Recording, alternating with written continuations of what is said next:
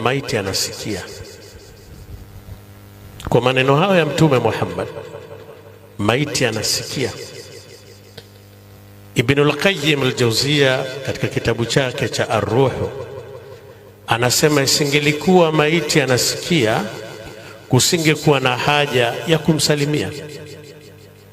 Ingekuwa ni kupoteza muda tu, wamsalimiaje mtu ambaye hasikii?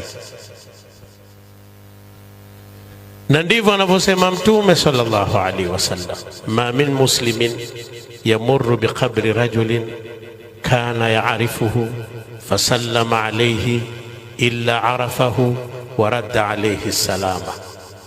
Hakuna Muislamu atakipitia kaburi la ndugu yake akamsalimia, ila yule aliyekuwa kaburini atamjua huyo na atamrejeshea salamu.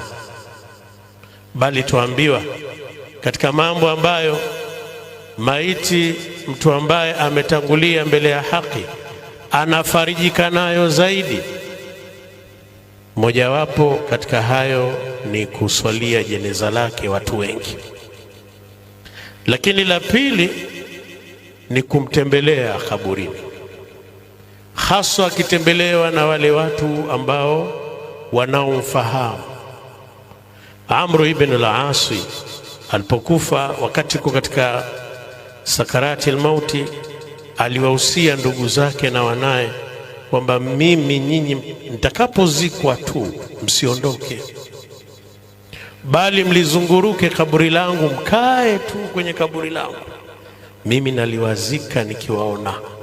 Hii nayo pia yatueleza kwamba maiti wako hai zaidi kuliko sisi.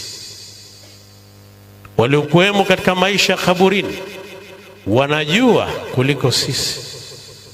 Hivyo ndivyo anavyotuambia Mtume Muhammad sallallahu alaihi wasallam kwa ile hadithi ya Anas bin Malik, inna ikhwanakum wa ashairakum min al-maut, asema inna a'malakum tu'radu ala ikhwanikum wa ashairikum min al-mauta fa in kana khayran istabsharu wa in kana ghayra dhalika qalu inna lillahi wa inna ilayhi raji'un allahumma la tumithum hatta tuwaffiqahum lima waffaqtana. Kwamba hii ni ibara aliyozungumza Mtume Muhammad sallallahu alaihi wasallam. Bahati nzuri kaisikia khadimu wa Mtume ambaye kamhudumu Mtume kwa muda wa miaka 10. Manake ni mtoto wa nyumbani, ndo kasikia maneno haya kwa Mtume akisema, hakika matendo yenu yote mnayoyafanya, hakika matendo yenu mnayoyafanya nyie kama haya huonyeshwa kwa ndugu zenu na jamaa zenu waliokufa. Yakiwa ni matendo ya kheri, wanafurahika sana. Kwa moja, al-istibsharu, njia ya kumfurahisha aliyekufa ni kufanya haya. Ndio namna ya kumkirimu ndugu yako, kumkirimu mwenzako, kumkirimu mzee wako, kumtenda wema mzee wako, kuyafanya haya kuombea Mungu. Ikiwa ni kheri wanafurahika sana, ikiwa ni kinyume na hivyo wanasema inna lillahi wa inna ilaihi raji'un.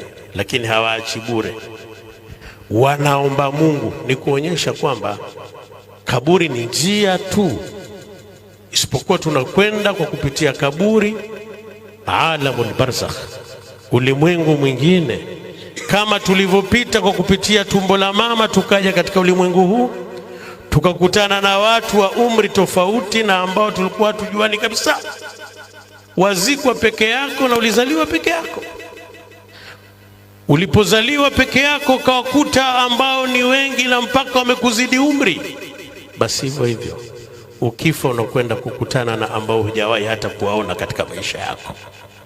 Ndio Sufyanu Athauri alipokufa akawatokea wanafunzi wake, soma Ar-Ruh. Sema umepatia wapi? Ni Ar-Ruh. Alipowatokea wanafunzi wake akamwambia, mbona wewe ulishakufa? Sasa nimeshakufa. Lakini hali yako vipi? Anaulizwa, sema wallahi mimi niko pamoja na shuhada na siddiqin, al-anbiya washuhada wasiddiqin, niko pamoja na hao. Hajawahi kuishi nao, lakini yuko pamoja nao. Ndio pale alipokuwa na kufa Abdullah ibn Abbas, watu wanahangaika kumzika pale, walisikia sauti ikisema, ya ayyatuha an-nafsul mutma'inna irji'i ila rabbiki radiyatan mardiyah fadkhuli fi ibadi fadkhuli fi ibadi. Hiyo fi Ibn al-Qayyim al-Jawziyya kaitafsiri kwa maana ya musahaba, kwamba ingia uwe pamoja na waja wangu waliokuwa wema. Kwa hiyo kuna kukutana, kuna kujuana, kuna kufahamiana.